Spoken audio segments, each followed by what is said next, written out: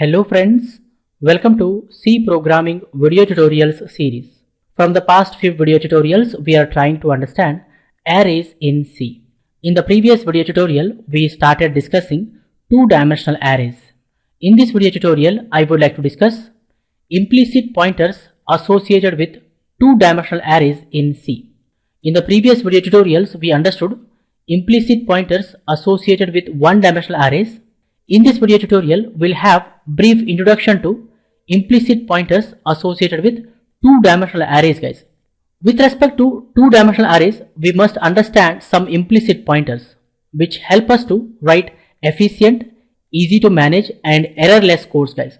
With respect to arrays, we must understand some implicit pointers which help us to write efficient, easy to manage and errorless codes.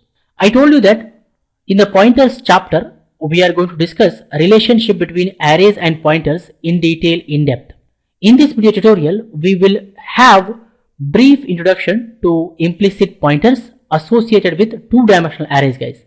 Let's have a demo and understand everything clearly, step by step. I minimize the word. I double click on CodeBlocks icon to launch the CodeBlocks IDE. You can see that CodeBlocks IDE is launched. I'm going to create one new project. I say File, New Project. I select here projects, say console application, say go. Then I say next. I select C language, I say next. Then I give the project name implicit pointers of 2D arrays demo. I say next, say finish. You can see that implicit pointers of 2D arrays demo project is created. I click on the plus sign. I double click on main.c to open. You can see that main.c file is open. I am going to delete this line of code which is not necessary. I delete this line of code which is not necessary. In the previous video tutorial, we understood how do we declare and initialize a two-dimensional array. We know that there are two different syntaxes. In that, second syntax is more meaningful and easy to understand with respect to programmers. So we are going to follow the second syntax, guys. We write the data type space array name. In first pair of square brackets, we write number of rows to be created. In the second pair of square brackets, we write number of columns to be created. Equal to, in pair of flower brackets, we write blocks of values separated by comma. Let me go to code block. Here I say int numbers. In first pair of square brackets, I say 2. In the second pair of square brackets, I say 2. Which indicates numbers is a two-dimensional array which can hold 2 rows and 2 columns of integer values. Numbers is a two-dimensional array which can hold 2 rows and 2 columns of integer values. 2 into 2, total 4 integer values numbers can hold, guys. I say equal to, in pair of flower brackets, we write blocks of values separated by comma. I write here pair of flower brackets, comma. Again I say pair of flower brackets. Here, first block indicates the first row. Second block indicates the second row of the array, guys. I say here 0, 0. Here I say 0, 0. You can see that I am initializing the two-dimensional array with zeros, guys. Let's understand what happens when this code is executed. Computer goes to its memory. It allocates 4 memory locations contiguously. We have 4 integer values, so 4 memory locations. 1, 2, 3 and 4. It allocates 4 memory locations contiguously. First 2 memory locations are grouped into first row. Second 2 memory locations are grouped into second row. And we know that each memory location is going to have some address. First memory location, let's assume it has address #20. Integers allocate 4 bytes of memory locations. So next memory location is going to have the address #24. Next memory location is going to have the address #28. Next memory location is going to have the address #32. 20 plus 4, 24, 24 plus 4, 28, 28 plus 4, 32. So memory locations are allocated contiguously, guys. We know that arrays follow zero-based indexing. So first row is going to have the index 0. Second row is going to have the index 1. First column is going to have the index 0. Second column is going to have the index 1, guys. And the memory locations are assigned with zeros. So first memory location is assigned with value 0. Next memory location is assigned with value 0. Next memory location is assigned with value 0. Next memory location is assigned with value 0. And the collection of these 4 memory locations indicates our numbers array, guys. So this is our numbers array. That's what happens when this line of code is executed. I hope you guys have clearly understood. Let's proceed further and understand implicit pointers associated with two-dimensional arrays step by step. First point to remember, array name is implicitly a pointer to the first row of the array. That is, if we write the array name, it returns address of the first row of the array, guys. For example, numbers is implicitly a pointer to the first row of the numbers array. That is, if we write numbers, that is the array name, it returns address of the first row of the numbers array, guys. Let me go to code block. Here I say printf. In double quotations, I say %d \n, comma. I write here numbers. That is our array name. We are just writing the array name, guys. If we write the array name, what it does? It returns address of the first row of the numbers array. If I say build and run, it is displaying 22,93,520. 22,93,520 is the actual address of the first row of the numbers array, guys. Paste. And what will be the address of the next memory location, guys? 22,93,524. Next memory location is going to have the address 22,93,528. Next memory location is going to have the address 22,93,532, guys. Remember that numbers is implicitly a pointer which points to the first row. It points to the first row of the numbers array. If you just write numbers, it returns address of the first row, guys. That's what we are getting here, 22,93,520. If you compare with one-dimensional array, array name is implicitly a pointer to the first element in the array, guys. With respect to one-dimensional array, if you write array name, it returns address of the first element, guys. Whereas with respect to two-dimensional array, array name returns address of the first row, guys. Let's proceed further and get more information. Ampersand array name is implicitly a pointer to the whole array, guys. That is, if we write ampersand and array name, it returns beginning address of the whole array. For example, if I say ampersand numbers, it is implicitly a pointer to the whole numbers array. That is, ampersand numbers, if we write, it returns beginning address of the whole numbers array.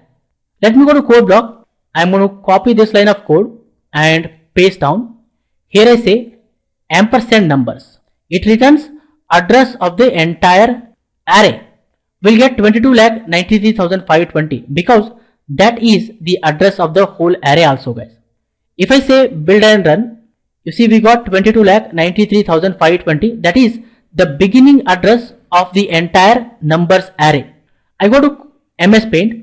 Remember that ampersand numbers is implicitly a pointer which points to the entire array, which points to whole array. If you write ampersand numbers, it returns the beginning address of the whole numbers array, that is 22,93,520.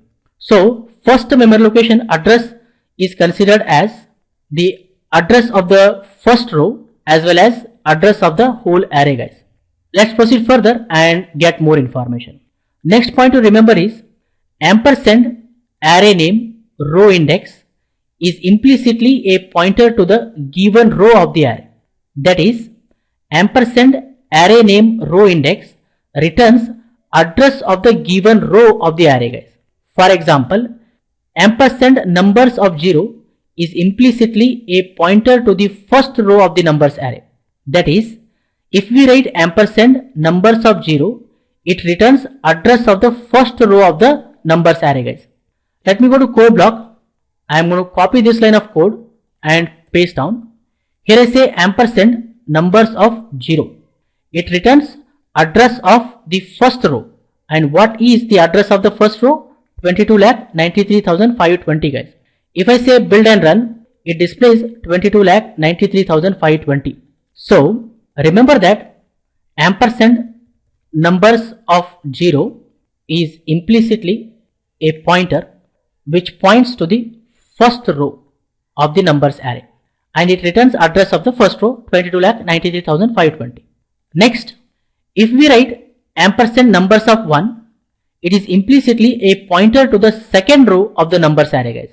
If we write ampersand numbers of 1, it returns address of the second row of the numbers array. Let me go to code block. I am going to copy this and paste down. Here I say ampersand numbers of 1. And what is the address of the second row? It is 22,93,528, guys. Here we'll get 28. If I say build and run, it displays 22,93,528. I close it.